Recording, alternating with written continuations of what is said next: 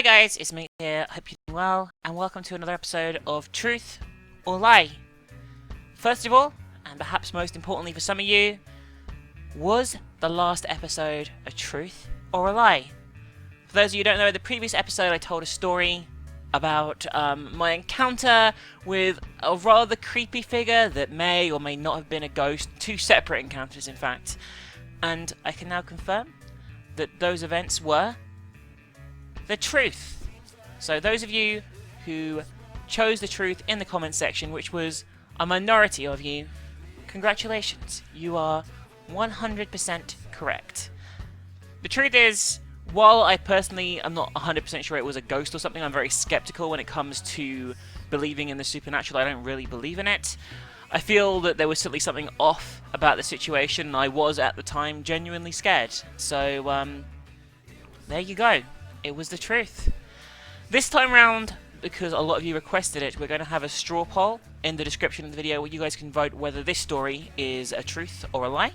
And here it comes. Please listen to the full story first before voting, and hopefully it'll be something you guys enjoy.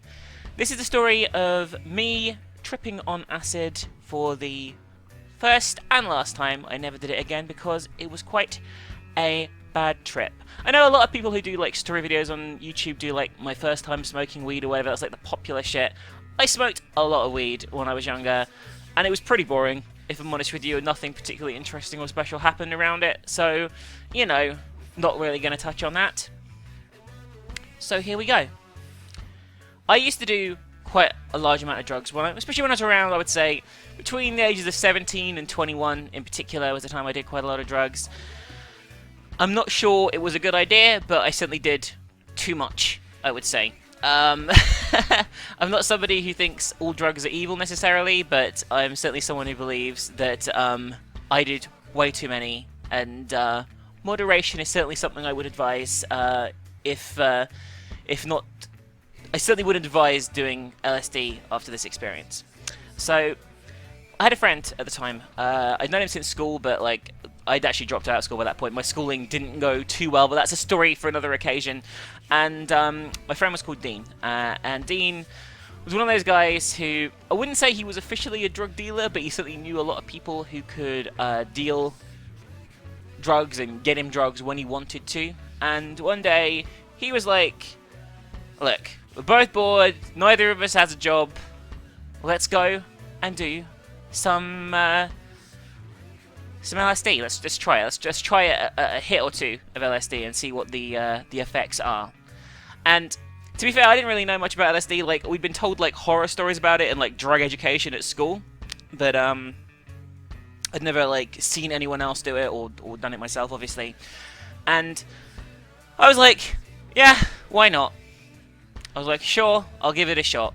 So I did, and a few days later, Dean shows up at my place. He was like, well, he was like, I'd rather do it at my place because it's familiar surroundings. I was like, great. So I go somewhere that I don't know that well and do it there. But I agreed like an idiot. So I went over to his house and we did the LSD. They were on like little tabs. I don't know how much they were. I want to say 100 milligrams, but I couldn't. I did 2 of them. And they were like little tabs with like, I think Batman was on one of them, I vaguely remember. Anyway, regardless, I took a hit of LSD.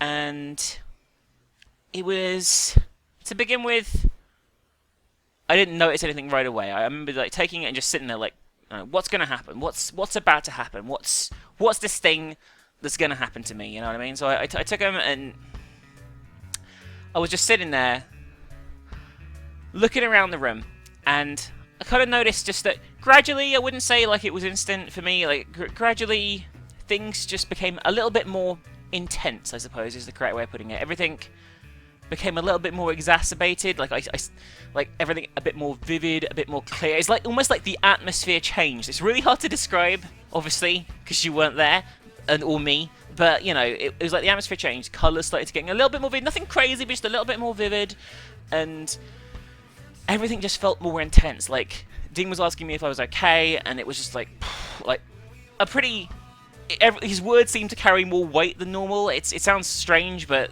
that's how things began. And I was just sitting there, thinking, like, what's going to happen? Like, things are definitely happening, but, like, what is really going to happen? And Dean was like, well, you know, this isn't really having much of an effect on me. I'm going to go outside. So I was like, okay, seeing as you sound really intense, I'm going to go outside too. And that was probably one of my bigger mistakes. So when I went outside, I lay down on some grass, just in Dean's back garden, looking up at the sky, and things gradually got a lot more intense, I would say, than they previously did. It felt like a giant... Like, it felt like the world had been slowly slid inside a giant glass bottle. It was a pretty nice day. I know, a nice day in the UK, it's got to be a lie. It was... The whole world was sitting in this giant glass bottle, and the sun on this nice day was, like, beating down on the glass with me inside of it. And everything started taking on a much more yellower and more vivid and sort of hot and dry and unpleasant hue that sort of, like, radiated through everything. It was like everything was going yellow, everything was just going hot and sticky and close, like I was being held under a magnifying glass by, like, someone, and it was really, really unpleasant. I started to fucking panic. I was like, I've got to get water, and I grabbed a bucket that was outside. I don't even know it was really fucking gross water, but at the time, you know, and I emptied it over myself because I was like, I've got to, like, get cold. I've got to get cool. This is really getting hot. And Dean was, like, asking me what the fuck was going on, why I was freaking out so much. I was like, it's gonna burn me. I've got to get burned. I felt like my skin was burning up, not like peeling off, but like definitely, like, you know, like when you've been in the sun for too long and it's like, you know, you really know that you've got a fucking really bad sunburn. It felt like that, and I was just really starting to freak the fuck out. And I tried to refill the bucket, like, but the tap outside wasn't working, so I was freaking out more. And he was like, just chill the fuck out. Just chill the fuck out, Michelle. You need to just chill the fuck out. And it was, he made me sit down, and I was just sitting there, like, with the world closing in on me, it felt, and everything taking on this sick yellow hue, more and more, like, closer and closer, claustrophobic, fuck, I'm going to probably die. And then, gradually, after what felt like forever, and I can't remember how long it actually really was, but it felt like forever at the time, things started to, like, retreat somewhat. Like, it started to retreat, but I guess the damage had been done, because as things started to retreat and I felt more relaxed, the thing I did was vomit profusely a lot.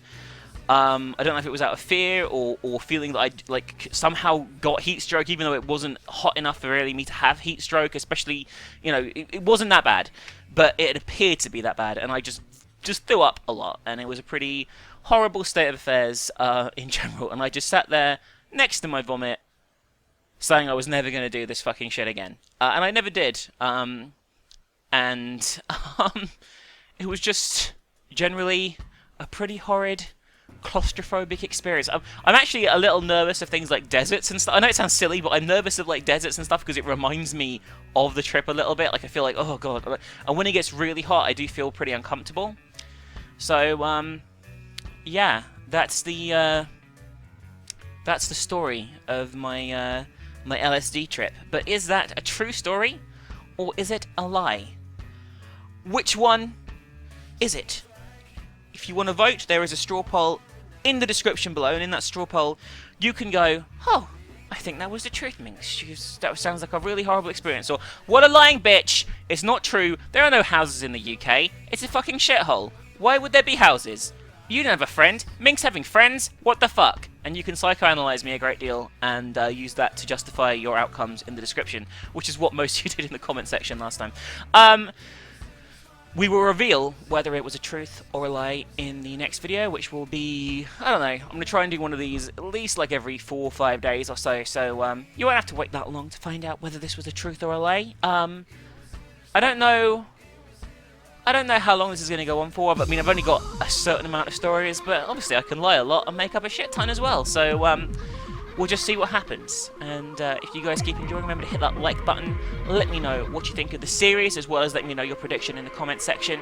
And if you enjoy my content, there's Game Wisp. It's like Patreon. You can support me there. It's increasingly important to this channel, and It really does help a lot. So many of you already support me there, and there's so many cool reward tiers you can get.